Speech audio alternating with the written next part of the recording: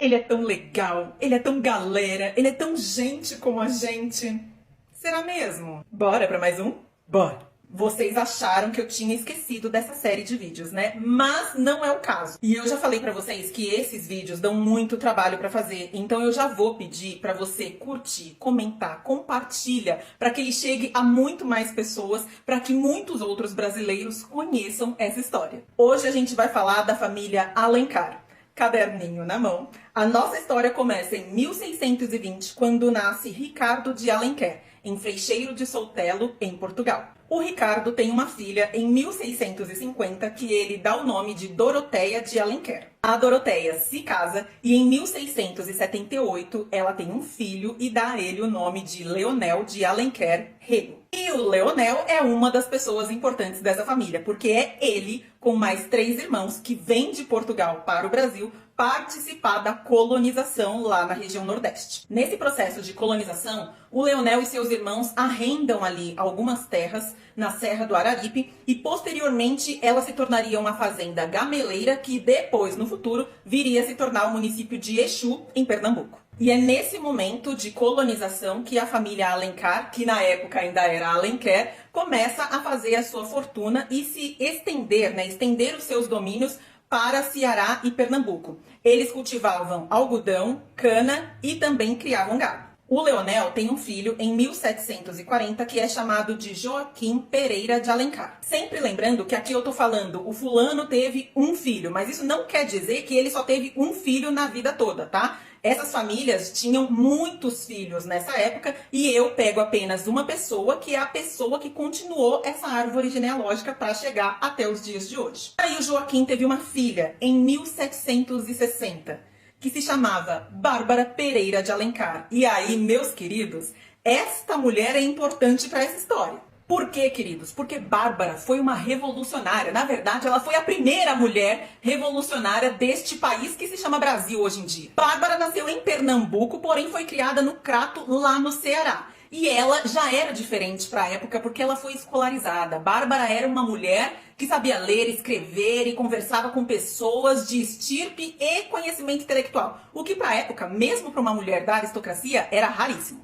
A Bárbara se casou com 22 anos, ficou viúva aos 49 e ali ela começou a tomar conta de todos os negócios da família e teve 5 filhos. Sendo que o caçula, o Martiniano, foi quem começou a Revolução de Pernambuco. Sim, Bárbara e seus filhos se insurgiram contra a coroa portuguesa e instauraram a República do Crato, no Ceará. O filho da Bárbara, Martiniano, ele foi, teoricamente, o primeiro presidente do Brasil, porque eles realmente iniciaram uma revolução, declararam independência e falaram que ali era uma república agora. O problema é que essa república durou apenas 8 dias, porque a coroa portuguesa suprimiu o movimento e a Bárbara e seus filhos foram todos presos. A Bárbara ficou presa de 1817 a 1820. Ali ela já tinha quase 60 anos. E todas as propriedades dela foram leiloadas e os seus bens confiscados. A Bárbara continuou com o seu espírito revolucionário e em 1824 ela participou da Confederação do Equador, que foi aí mais uma tentativa de instaurar uma república no Brasil, que agora na verdade era um império depois da declaração da independência.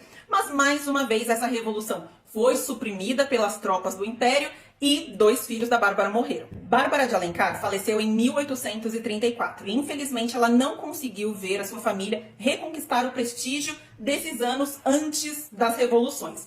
Isso porque o seu caçula, Martiniano, teve um filho que ele chamou de José de Alencar, famoso escritor brasileiro, autor da obra O Guarani. Mas não é no José de Alencar que a gente quer chegar nessa história, então vamos voltar um pouquinho. A Bárbara de Alencar tinha uma irmã que nasceu em 1758 e tinha o nome de Inácia Pereira de Alencar. A Inácia se casa e tem um filho que ela dá o nome de Joaquim Pereira de Alencar em 1792. O Joaquim, por sua vez, tem uma filha em 1820, que ele dá o nome de Alexandrina Benigna de Alencar. A Alexandrina tem uma filha em 1852, que ela dá o nome de Ana Alexandrina de Alencar. A Ana, por sua vez, se casa e tem um filho em 1887, que ela dá o nome de José Almino de Alencar e Silva.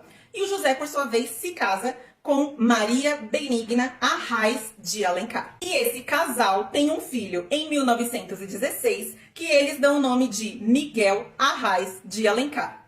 Nada menos que Miguel Arraes, que é praticamente um mito em Pernambuco. Um resumo rápido. Miguel Arraes se formou advogado em 1937. Em 1948, ele era secretário da Fazenda de Pernambuco e em 1959 ele foi eleito prefeito de Recife. Miguel Arraes foi eleito governador de Pernambuco por 3 vezes, em 62, em 86 e em 94. Ele também foi eleito deputado federal em 82 e 2002. Além disso, durante a ditadura militar, no golpe de 64, ele foi deposto do seu primeiro cargo de governador e foi exilado na Argélia, se eu não me engano. Miguel Arraes teve uma filha em 1941, que ele deu o nome de Ana Lúcia Arraes de Alencar, ex-ministra do Tribunal de Contas. Ana Lúcia, por sua vez, tem um filho em 1965, que ela dá o nome de Eduardo Henrique Acioli Campos. Eduardo Campos, que era candidato à presidência do Brasil em 2014, mas infelizmente faleceu num acidente de avião. Eduardo Campos, inclusive, foi ministro de Ciências e Tecnologia do primeiro mandato do presidente Lula em 2002, indicado pelo próprio avô Miguel Arraes. E o Eduardo Campos, em 1993, teve um filho que ele deu o nome de João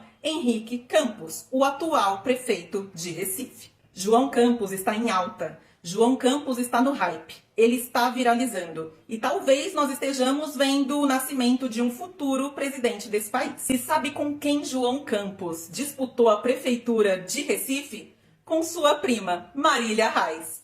Como você pode ver, o Brasil ainda é uma grande capitania hereditária, não é mesmo? Para fazer esse vídeo, eu utilizei informações de Wikipedia, Folha de Pernambuco, G1, Araripina em Foco, Aventuras na História e Gene.com. É claro que esse vídeo é somente um resumo de uma história extensa de uma família que faz parte da história desse país desde a época da colonização. Então, se você quiser saber mais, aí você vai ter que pesquisar. Se você chegou até aqui, deixa aqui nos comentários um bora para eu saber que você viu esse vídeo até o final. Comenta, curte e compartilha com alguém que você acha que vai gostar de saber mais sobre essa parte da história do Brasil. E a gente se vê na próxima.